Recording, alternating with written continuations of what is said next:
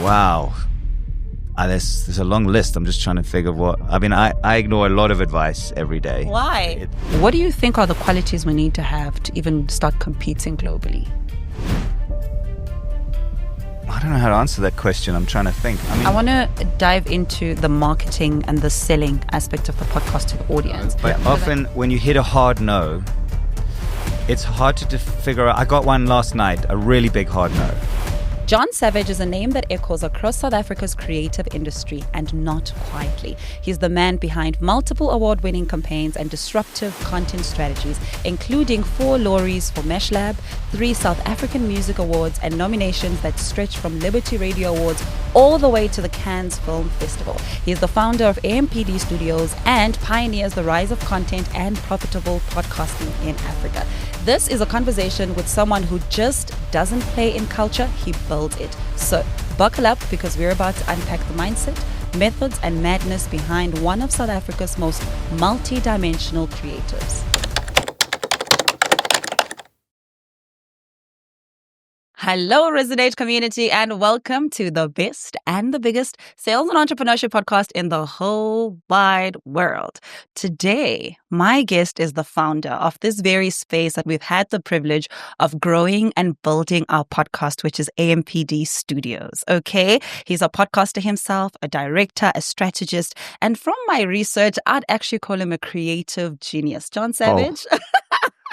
Thank you for joining me. Okay, that might be a bit of a reach, but thanks. Yeah, no, I think you are. I've done enough research, and I thought to myself, this is so interesting. From like filmmaking to being part of a band to the Lories, that's a very colorful career. I think it's all one thing. Yeah. Like the obsession as you have to create stuff. Yeah. Yeah. It's a madness, isn't it? Yeah, I'm so interested to chat about that. But before we go anywhere, we start with a fire round of questions. Go. Because I want to get to pick your brain a little bit, yeah?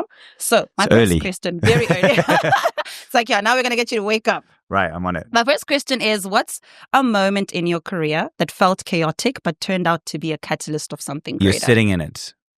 The birth of AMPD was one of the craziest, most painful, most... It was a 10-year mission. Yeah. My apologies. No worries. And there is a story that you don't have 45 minutes ain't enough to tell you about how we got here into this building, about being absolutely screwed over by another partner. We were in Maboneng, about the legal battles, about total bankruptcy, and putting this one together and working with a team, a very good team, but nobody believed. Because if you take what is happening at AMPD out of the ecosystem and tell someone that you're going to create this, they think you're crazy. It's easy now, 6 years later, because it's been running. Everybody thought it wasn't going to work. Even the team who was helping build it all together, who are amazing people, we were fighting. No one could see the vision of it. Even the brand that we were launching with, it was a fight to the death. And then on the day we opened, I was sick as a dog. I was lying out in the courtyard. Oh. Stomach, flu. I was so ill, and trying to keep this machine together. And the day that we launched, the place was packed. Tandiswa Mazwai was on the stage. Letta Mbulu and Kaifa Semenya were in the audience. The Metro FM team were here. It was such a massive, successful launch that the whole team went and the brand just went, oh, okay. This guy, all right, we can trust this guy. And that really opened up, it built a lot of credibility. I mean, I always thought I'm going to do this.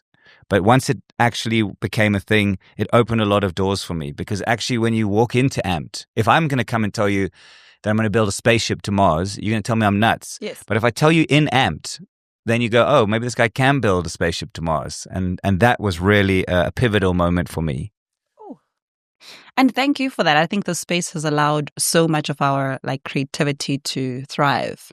You know, our podcast started here. Yeah. I love those stories. They're the best stories ever. I love them. It's a phenomenon. And I think it's just a testament of someone's dream, how all of our dreams are actually interlinked to the other person succeeding. Agreed. Yeah. I love that very much. Thank you for sharing that. The second question is, if your journey had a theme song from your band days, what would it be? What do you mean? I have to do one of our songs? Yeah, or you'd have, just a sentence or a line. So what would it be? Okay. And when does it play in your story? It has to be one of our songs. Maybe not. If there's just any song during that season of your life. Oh, that is an impossible question. You don't have the same relationship to your own songs that you have with other people's. Okay. Right. But I will tell you, I'll tell you that there is a very lesser known song. Mm-hmm. There's a song that never really anyone ever talks about but I when I listen to it, there are lyrics in there that I really resonate with. It's called Hungry Wolves. Okay. And it's about if you're an entrepreneur, a lot of people think they're entrepreneurs, right? But to be an entrepreneur is hardcore. I call it, it's a blood sport. And if you think like the dream is that you're going to start a business and then everything's going to be good, when you're an entrepreneur, it's never good. It's problem solving, and the hungry wolves in the song are scratching at the door. They're biting your ankles. They're biting your neck. When you're asleep, they are breathing against the door and scratching the door. And in that song, it has all of my fears and and I think about that a lot when I listen to that song. Mm-hmm. Yeah. Sounds like is it Jason Statham movie? Where It could be. Stuck with the wolves and fighting with the wolves in a desert or whatever the case is. Actually, very nice movie. Okay, last question. Yes. One piece of advice you ignore but always hear.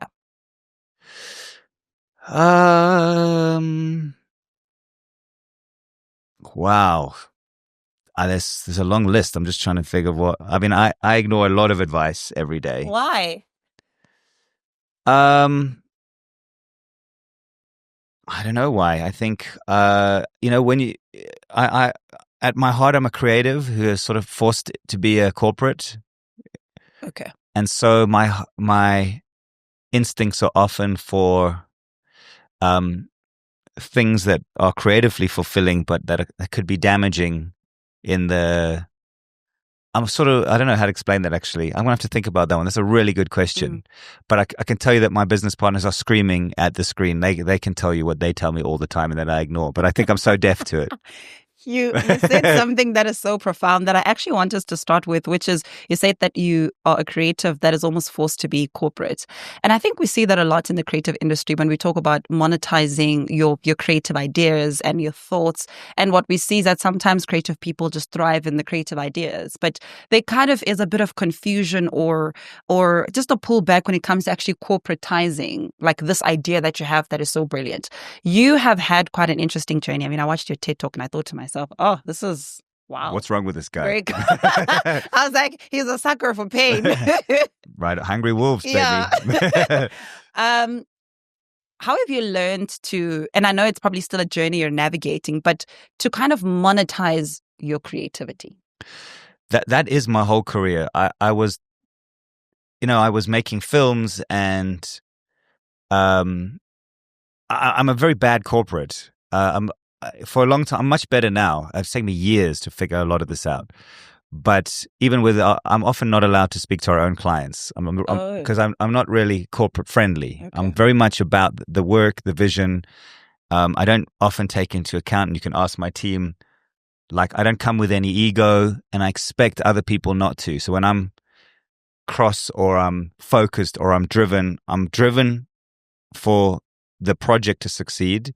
And I make a lot of enemies along the way, I think, because I don't take into account how you feel necessarily, or like, and so I can be very difficult. I can be considered difficult that way. But the way, I at some point when I earlier in my career, I was a full scale creative, and then I moved into this middle ground where I recognized that because I was a DJ for a while on 5. Mm-hmm. And I created this project called the MASH Lab, which was a music industry project. Yes. And doing that project, I learned to help creatives talk to brands and brands talk to creatives. And that actually was like a pinnacle moment where most of my career has been about being able to talk creative to clients and talk corporate to creatives. And so even AMPD is supposed to be a bridge. All of our work is about being this bridge to drive more revenue to creatives by building that bridge. So I live in that bridge, but I'm surrounded by way smarter people who keep me in line, who really understand the business part. Again, one of the most pivotal moments was working with a team. I think when you are quite creative, strong, you're missing a yang. And once I got my yang, which is like really good, solid, reliable people who drive the business, then business starts to work. You need both of those elements. How did you know they were the right people? I didn't. I'll tell you a crazy story. I had this life coach who kind of said to me, "Listen, bro, you got all these amazing projects. You got to pick like one. You're gonna die, right? You can't do all of this stuff." And I was like, "Oh, but they've all got so much potential." It's like, no, okay. First of all, this is what we're going to work on. Let me understand your dreams and let me understand. And then while I was talking to him, I just met this guy, Carl. I didn't know him very well, and we didn't get on that well. This is just 10 years ago. Okay. And I was telling him about this guy, and he was like, whoa, hold on a second. I want to ask you some questions about this guy. How would he behave if you said this? Oh, he'd get cross. How would he behave? And he said, get that guy here now. So I phoned up Carl, and I was like, listen, Carl, it's Jon here. I'm talking about my life coach. I'm blah, blah, blah. He says, you must come here. So I was like, okay. Drove out to meet us, and my life coach just said, go away, Jon. I'll call you when I'm ready. And they spoke for 2 hours. Wow. And when I came back, he said, this is going to be your business partner for life. And we have been business partners since that day. And he really found, and it wasn't easy at first, but we found like it really made me learn what it takes to build a business. And what I have is only a piece of that puzzle. Before that, I was a lone ranger. Yeah, sure. That was such a defining moment. Oh, that's been everything. I mean, our whole team that is incredible. From an advisory perspective, for me, I feel like every week I get to chat to the smartest people in the world, and they tell me why what I'm doing is either really dumb or really smart, and I love hearing it. Creatives face a lot of rejection. And I can also hear from your story that there's been so many moments of that where you've like built something and you thought this is amazing, and you give it to somebody or a group of people and they say, no, it's crap.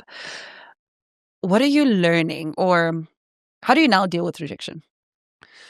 The one thing I've never had, but I'm now learning, because as you can see, I'm no spring chicken no more. It's patience. I'd never had patience. And I figured out really the hard way that things happen when they're going to happen. And I've spent, and anyone who knows me, and I've had prickly dealings with, a lot of it is because I'm trying to smash a sledgehammer through a brick wall right now. And I don't stop hitting it until it smashes. And sometimes it never smashes, but I keep hitting it like a total idiot, like I'm a lemming running off a cliff. And I've learned with time how valuable patience is. And sometimes when the thing is so close, you just have to leave it, and it'll come back in a year, a month, 6 years, 3 years, 2 years, and it comes back and it's better and it plays out the way it's supposed to do. So it's made everything, that has really been pivotal understanding that I can just wait, and waiting isn't bad. When do you know when to wait and leave it, or when to keep hitting? I get a lot of advice, from amazing people. That's really important. I don't know, but often when you hit a hard no, it's hard to figure out. I got one last night, a really big hard no. And my instinct, a big one, like a massive one, my instinct was to go like, I don't take no for an answer. I'm gonna push back. And sometimes that works, sometimes that backfires. And I just had a calm feeling last night. You know what? This guy's wrong. And when he figures it out, I'll still be here. I'll still be doing my thing. And when he comes back, it's going to work out better for me, because he'll be in a different position. I'm asking and demanding this thing. Yeah. When he comes back, he's going to be asking, and that's actually better. I actually like that. That's very interesting, because I think a lot of entrepreneurs, we go through that personally and creatively. And I think in our businesses, where it's like you just don't know, should I just keep going or should I pivot to something else? And that's a big question I had when I watched your TED Talk, when you talk about all the different things that you've started. And I was quite curious to know, do you now have some form of a framework, or almost like when it gets, these are the signs that I know. Okay. Let me leave. So there are principles that I didn't really, I also read a lot of stuff, and it turns out this is normal for businesses, and it really applies to tech. And when I read this, I was like, oh, this makes way more sense. And it really has become a blueprint for me. And that in tech, they have this thing called market fit. Okay. Now, you can't get an investor to invest in your tech unless you have market fit. And market fit means it might be the best idea in the world. It might be the smartest thing ever. But have you tested whether people want it? So people might say, I think, I really get annoyed with piece of furniture. Like, it would be so much better if the drawers on a table were facing up. Like, that's a stupid idea. Yeah. But it would just make so much sense. And you invest in building it and trying it and put all that stuff in. But you haven't done the fundamental piece of it. And that is, have you done your research on whether that thing works? Can you knock up what is called an MVP, a minimum viable product, and have 100 people use it? And you might find that your amazing idea, people are like, it's a great idea. I would never buy it. It's not for me, right? And that is why businesses fail. And your question is like, when do you know when to stop? Look, it's not always right. But if you can focus on market fit, in other words, if you can, whatever your idea is, if you're smashing against brick walls, and you just keep smashing, it doesn't mean your project's going to work just because you are the most stubborn. Hello, that's me. But if you can solve market fit, it opens other doors for you. In other words, okay, I want to do something massive. Let's say I want to make a kung fu film, an African kung fu film, right?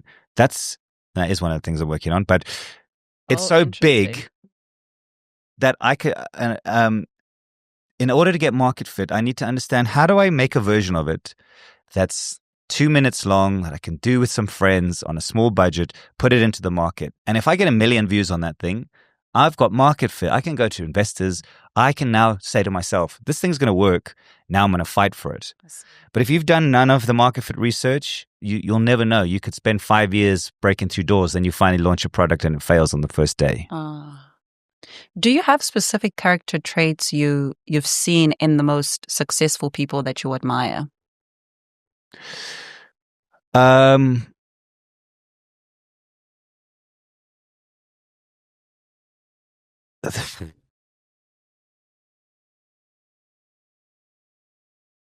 don't know how to answer that question. I'm trying to think. I mean, I don't necessarily anymore. I used to worship business people.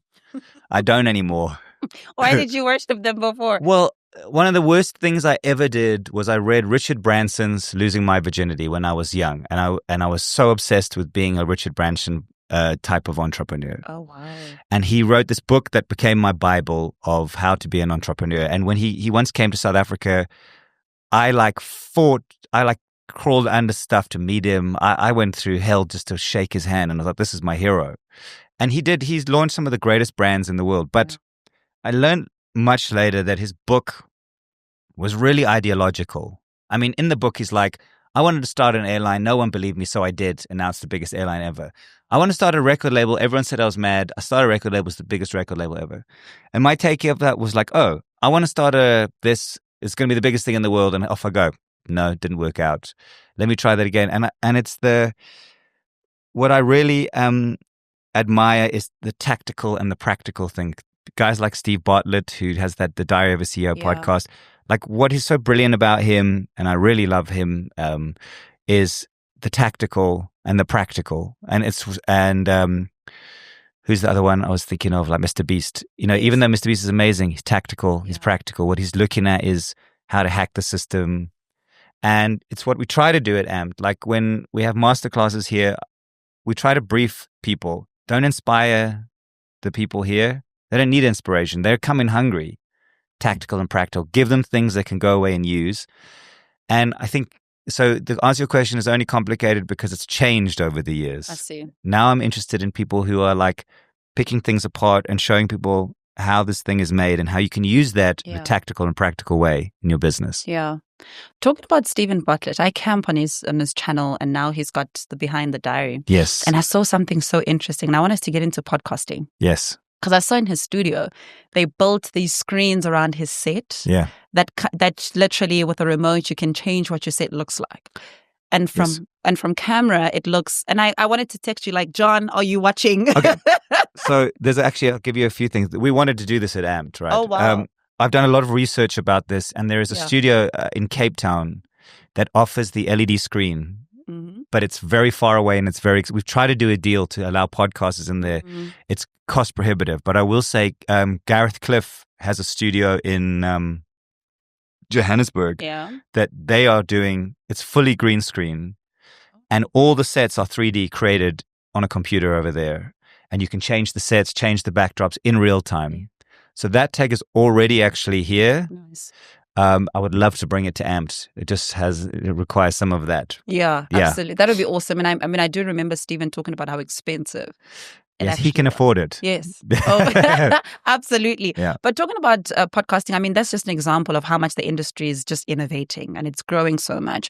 And it almost feels like, I remember when I started the podcast, I thought to myself, like, number one, are people going to listen and watch? And I was like, okay, I think I've got amazing conversations to have. But also at the same time, do people in Africa have an appreciation for podcasts? And over the years, we've seen that the demand is rising. And I'm curious to know, and I also saw that you were at a podcasting conference in Australia over... No, I've been to 4 in the last. I was Chicago, London, DC, and then another one in the UK. Yeah. What are you picking up there that is making their podcasts monetizable and I think just spread wider across the globe? Look, I've been surprised when I started doing these conferences. My expectation was, wow, everything is amazing out there. What are we going to learn? I figured out that we are pioneering down here, and they also, I mean, all the markets are quite different. Yeah. The US market, I think, is in a bad way, and I'm seeing a lot of opportunity. A lot of the work we're doing is trying to build a bridge between America and Africa to get investment here. And the reason is that the podcasting market in America matured like 4 years ago. There's very little innovation. There's very little growth. It's a big industry. But everybody, the corporate sector, it's so kind of like when I went to one of the American conferences, I could have been at a radio conference from the 90s. It was kind of boring, and it wasn't about innovation. It was about some stats. And I was like, this is really not what I was expecting. And they were sort of saying, is video a thing? We just like audio. You know, that was a year ago. A lot's changed, right? So I was like, this is really, wow, this is an opportunity. Like we're heavy into, none of the tech works with video. I just was like, I've got more to say than about this stuff. So I started speaking at these conferences, which has been very exciting. The UK London one has been amazing. And the big things for me that I'm bringing back is that I think what we're doing at Africa Podcast Network, I actually think we're global leaders in monetization. I feel that the team is really strong. And one of the things about being an entrepreneur in Africa, it's why for better or for worse, our entrepreneurs do well in the rest of the world. We don't have any infrastructure here. So like YouTube, Spotify, and Apple have amazing additional services that don't operate here. We don't have access to them. And so the first world's all hunky-dory. But here, we have to build stuff ourselves. So we're building tech. We're building new ecosystems because we don't have access to these tools. So we have to build them fresh. But what's happened is that the global market's painted itself into a corner. They forgot about video. And all of our tech and all of our monetization here is video and audio combined. So they're looking at us and going, I mean, the last talk I did was with 3 amazing people. Mac Mason from Atunwa, who's an incredible business. Kevin from AfriPods from Kenya. And this guy called Ike Orizu for this company called Jamit that's doing African like blockchain podcasting. It's so next level. And our talk that we did at the London podcast show was called How Africa is Leading the World in Podcasting. Oh, wow. So we kind of, it's more symbiotic than you think it is. There's obviously a lot more money there. There's a lot more infrastructure there, but the innovation I feel is coming from Africa. We interviewed one of the tech gurus here, and he said something so profound, I think echoing your sentiments, that when you go out there, you realize the bar is very low, and Africa is actually leading in so many aspects. Yeah. Which I think, because I think sometimes when we create and we see your Stephen Bartlett and we see your Joe Rogan, you just think, oh, yes, like they are doing it so great. And we have a self-esteem issue, and we have a very low ceiling. We don't see the rest of the world as a market in Africa, and I think that's the problem. And the biggest thing we're trying to solve is, I know everyone says this, but no one does anything about it. We're very siloed. We don't work with each other. We eat each other. The music industry eats each other. Podcasters, they eat each other. They don't want to work together. They work against each other.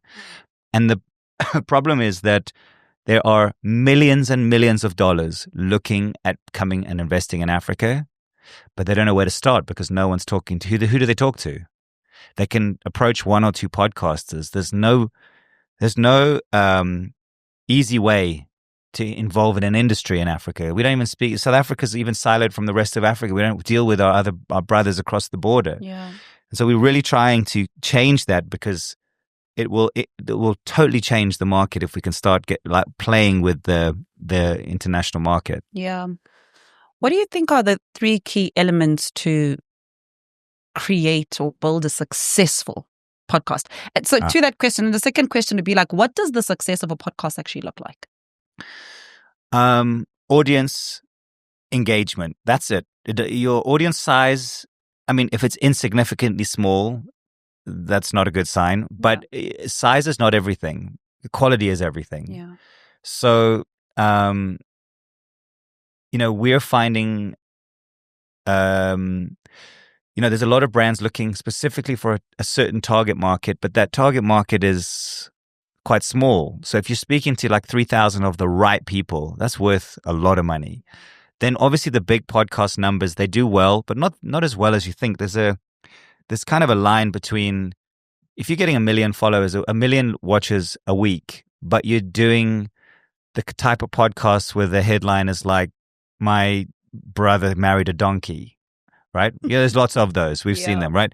Those get views, but they're not successful because they're very brand unfriendly. I see. So a really good podcast is something that is obviously authentic. That word annoys me because everyone uses it, but really it's original.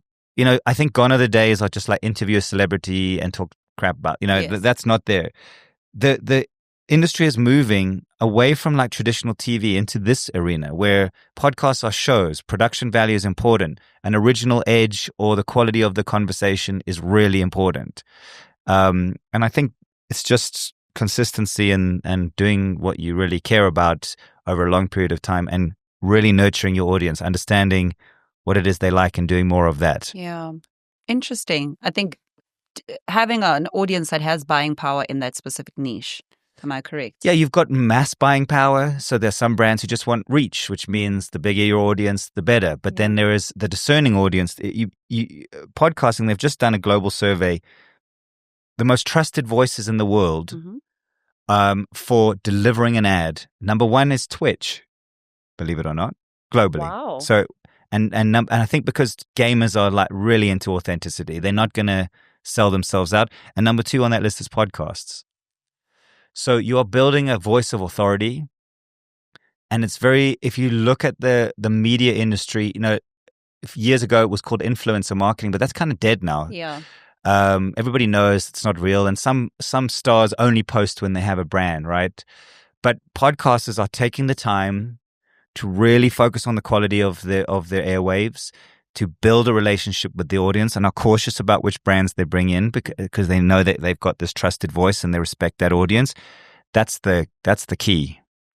We're seeing, recently DSTV announced taking some podcasts on their platform so they can just increase it. What are your thoughts around that? Look, it's happening. This is part of the migration that I think is happening. Yeah. Whereas traditional TV, they're struggling with budgets, they're struggling with content, and podcasts are sort of pioneering the very affordable show with a viewership. Yeah, and that's why there's a synergy where podcasters. There's some podcasters we work with who brands don't really want to work with, but would do really well in a TV environment. So one of the things we're looking at is a hybrid model where you keep your show in a free-to-air environment, but only in bite-sized pieces, and you drive people to channel. And then it's a nice symbiotic relationship where we're supporting the channel's creating revenue for the podcaster, brands that can still play in both spaces. Yeah. I think I'm really into it, and it's something we've been driving for a long time. Yeah. You mentioned earlier that there was, like in the States, for instance, they prioritize audio more and we prioritize they're trying to figure out how to incorporate this video thing. They're so deep in audio. Sure. Or as we are vice versa, we focus very much on the production of our actual video. Do you think that it also has a lot to do with a demand? Do you think our people consume a lot of audio podcasting? Africa loves YouTube. We love it. Yeah. Right. No one can compete currently with the YouTube. And so, there's amazing revolutions happening in content in Nigeria currently in YouTube. And YouTube, the Nigerian YouTube environment has become one of the biggest in the world because filmmakers are now making films for YouTube instead of traditional channels, right? So that is the dominant thing. Audio, there are some great podcasters that do really well in audio, and Pumi Ledwaba's audio numbers are crazy. Vusi Tempekwayo's numbers are amazing. And so there is a big demand in audio. From a commercial perspective, there's a big demand in audio. And what is very interesting is that all the stats have shown, that's why like a lot of our podcasters don't have an audio component, and they're so silly not to. All the stats globally have shown that YouTube is the biggest podcasting delivery platform in the world. However, you are 50% less likely to complete the podcast in YouTube. So if I watch your podcast in YouTube, it's more likely that I won't get halfway through. But if I listen to yours in audio, I have like an 80% chance of completing the listen. We'll listen to the whole thing, which means I'm more engaged. So it's a more engaging platform.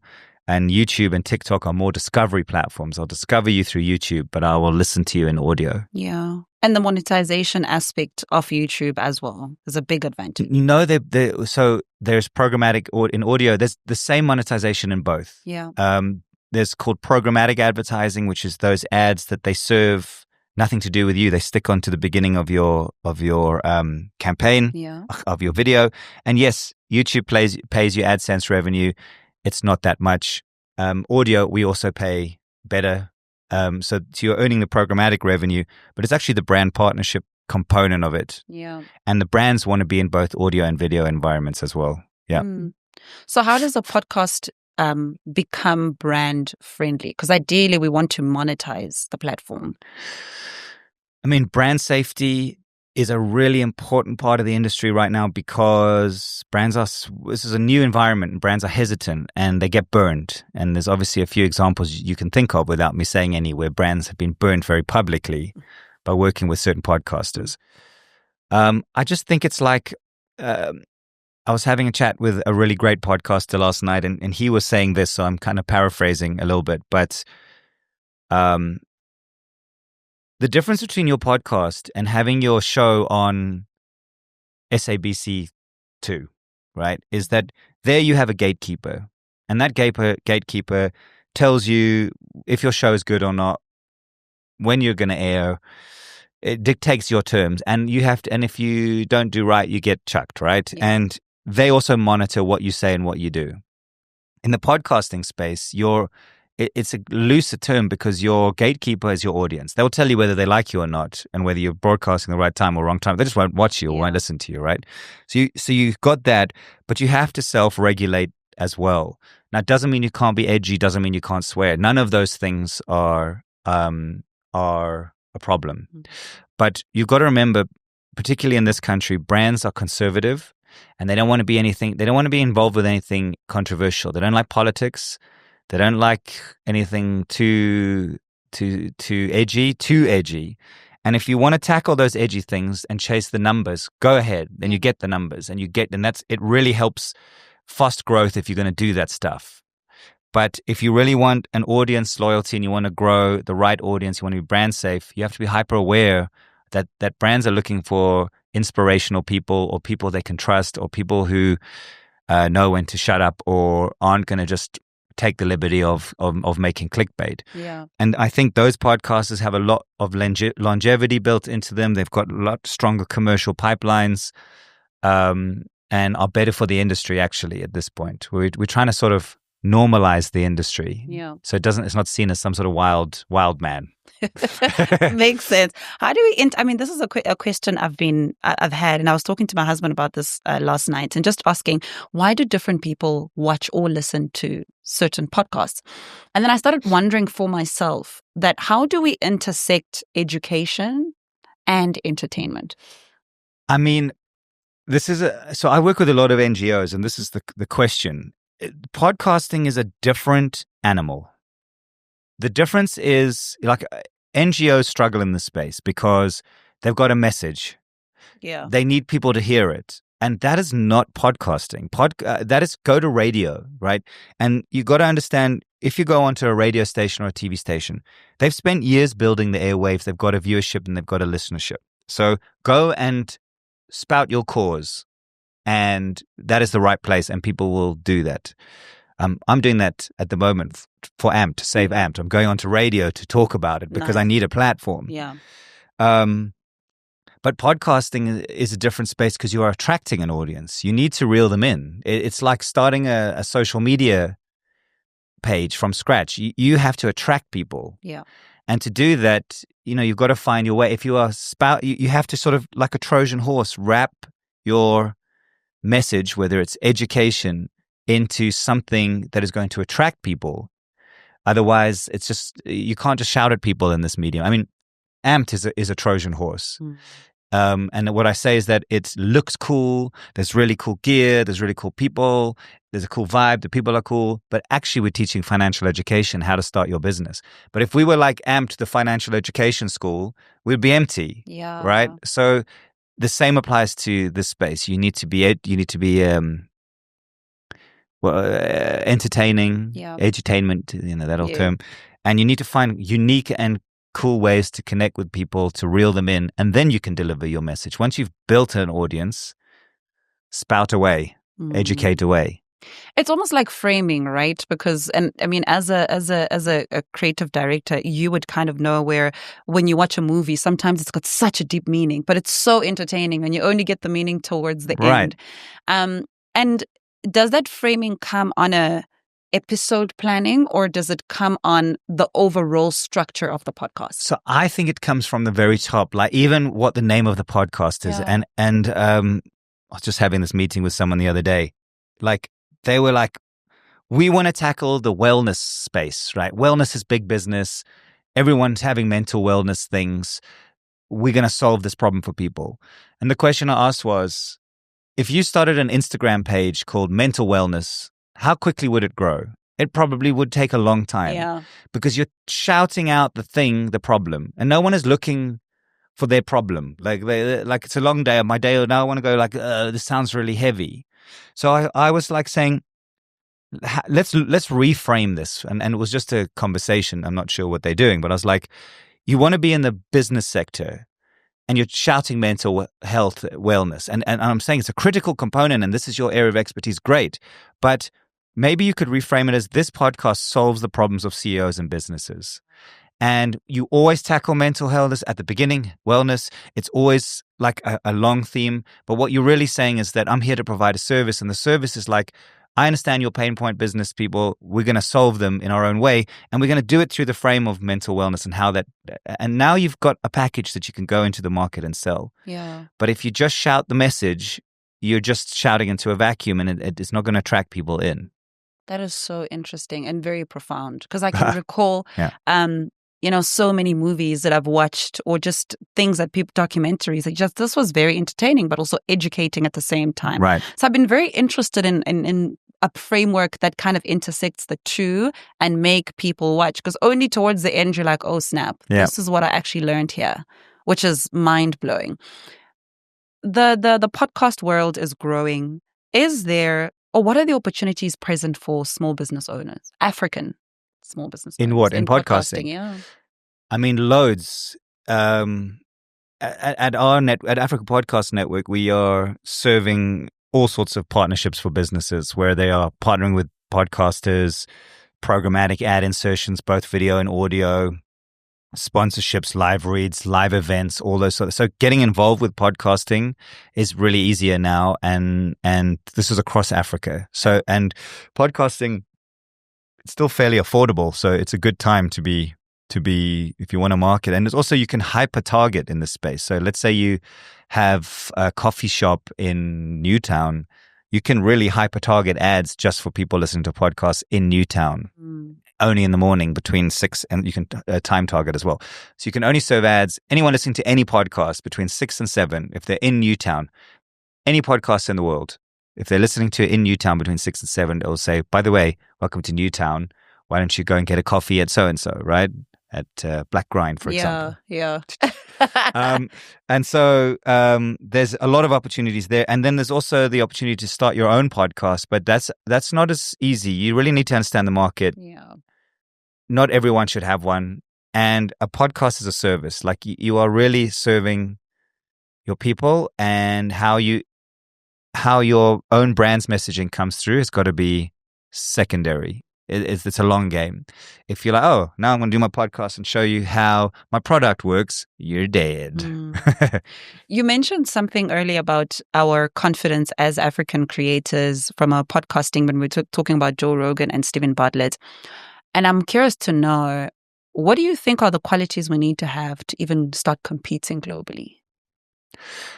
I don't think we're aware of the market. I know that I'm not. You know, I was in a previous life, I was in a band and we traveled the world for 6 years. And while I was in hardcore music traveling into these other countries, I was like, oh, wow, like there's a whole other market here. We're as good. We're here.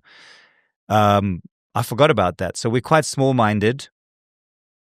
I think we see a very low ceiling, and then that's what we aim for. The bar's quite low.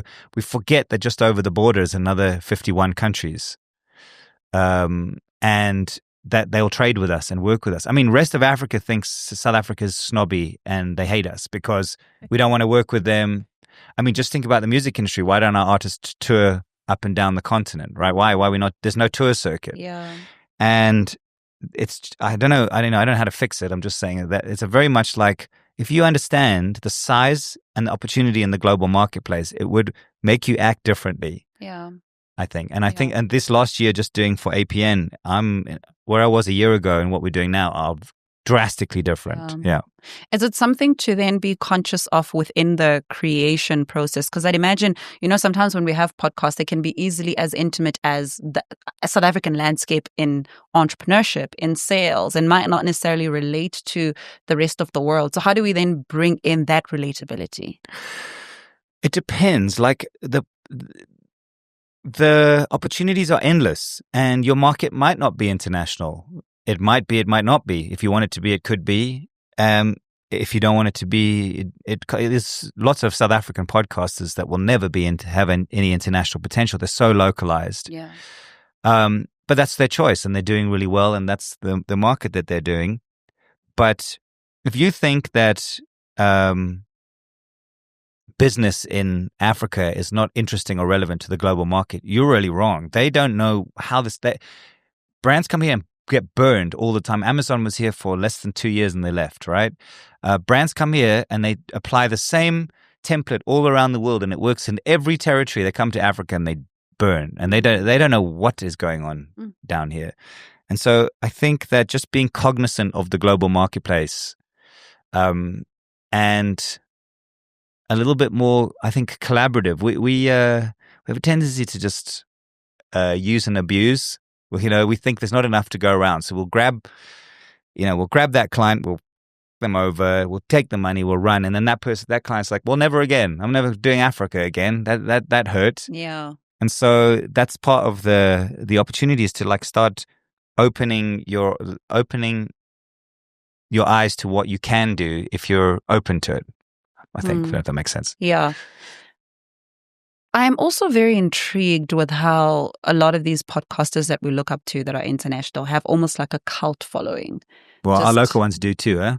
Absolutely. And the question I have for you in that regard is, what does it take to build that kind of following and community within a platform like a podcast? Look, it's hard for me to say. I work with all these great podcasters, but I can't do what you guys do. And what I see with these guys is they are extremely sensitive to their audiences. They are extremely respectful to their audiences, and that their audience sort of comes first. And I've seen it sometimes with campaigns with our local podcasters. It's painful, but also good, where brand will say, here's the money, do this. And podcasts will say, I don't want to do it like that. because I don't think my audience is going to like me doing it that way. So I want to do it like this. And brands like, no, you have to do it that way. And they say, well, then I'm not doing it. And that just shows like they really understand. And this is the power of podcast marketing, is that brands can translate their message into and the reason I read it this way, when you're a podcaster like you, what you fight for every single subscriber. And so every minute that someone has tuned out, that you're like aware of that. If something is going boring, cut that, because you know that as soon as they're off, they're off. So if you're going to deliver a 6-minute message that's really boring, it's going to be painful for you, because you know that your audience is watching it and they know that you're being paid to do this thing. So wouldn't you rather make it exciting and cool, right? Yeah. And so that you keep them engaged. And that's where like podcasting is so powerful, because you are trying to keep your audience growing. And I think brands could learn from that. And I think that's the secret. It's like really be all about your audience. Yeah.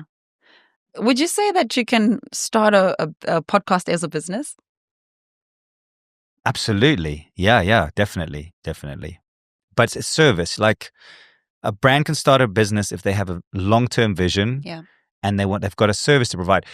Good example is financial education, actually. Like these podcasts that are around how money works, how business works, and that brands start, they're really valuable, provided they're bringing in the top experts and talking openly about stuff and not promoting themselves every step of the way.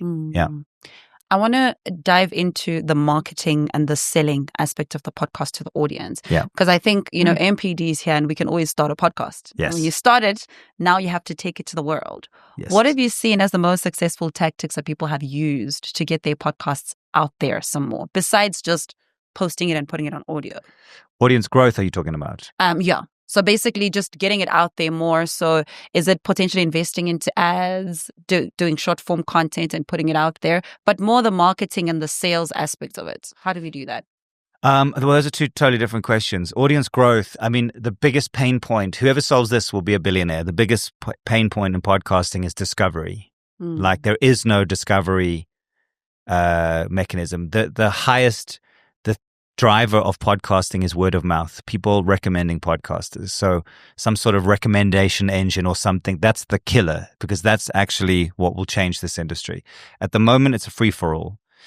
There is tech that we've worked with that is supposed to do audience growth. I've tested it all and it's dodge. It's kind of like driving fake streams to your podcast. It doesn't work. Okay. But the reality is, yes, TikTok is amazing. It's one of the bigger drivers. YouTube Shorts also. So like using those as primary drivers. And ad campaigns do work. And there's two ways to do that. You either run ad campaigns through APN, and then you are in the right market talking to the podcasters who listen to podcasts just like you in the same environment. It's a really good way to do it. And then there are other strategies that you can use using more complicated things that we've trialed, and it's worked really well, of how to build discovery using Facebook and Google and all of that stuff as well. And if you're a music artist, you'll understand how discovery works. If you're a brand, you won't, because brands just like to get their brand in front of you. But if you're a music artist, it's a whole different set of rules, because you're looking to people to discover you. And the same rules apply for podcasting. We've trialed that, and that works really well. What is that? It's too hard to explain, but it's like a very focused strategy on taking a piece of content, split testing it across all platforms to find your market, optimizing those things, and driving people to discover your podcast without actually without selling anything to them or promoting the podcast. Okay, makes sense. Yeah. That's very informative, Jon. Very, very informative. I've got two last questions for you before we wrap up. Yep. That are quite interesting to also just pick your brain. And the first one is, what project would you relive exactly the same way? What project? I suppose it'd be cheesy to say like my son. It's like exactly just how he looks, his character, everything. He's been a great project for me. He is really cool. Yeah. I think that, oh man, it might have been I really loved my 5FM days. Okay. I was very sad when they let me go. Sure. I felt that I love radio, and those were great days for me. So that's just an easy answer. Yeah. Okay. Interesting. My last one is, what's a dream collaboration you haven't done yet but should? Haven't done. Yeah. Wow. I'm definitely going to work with Stephen Bartlett. Yeah, please call me when you do. I'm on the way already, in a way. I've got some inroads there that I'm building. Yeah. I do think he is. I think he and I would get on really well, Yeah. and so I'm chasing that one. Yeah. That would be so awesome. That would be so spectacular. Jon Savage, thank you so much for joining me for this podcast episode. Thank you for having me. Appreciate it. This has been absolutely amazing, and thank you for just continuing to draw out and work your vision. Appreciate you, Mish. Because in that, some of us are thriving in there. Great. Thank you. Thank you very much. Thank you. Resonate community, I hope you enjoyed that as much as I did. That was absolutely amazing and so informative. If you're looking at building a podcast, starting one, and you're just interested in just the digital content landscape, I think this episode has been absolutely fruitful. Thank you so much for tuning in, and let me know in the comment section, what was an aha moment that you actually took away from this conversation? We love you guys so much, and we'll see you on our next podcast episode. Goodbye. Other than Jon talks a lot.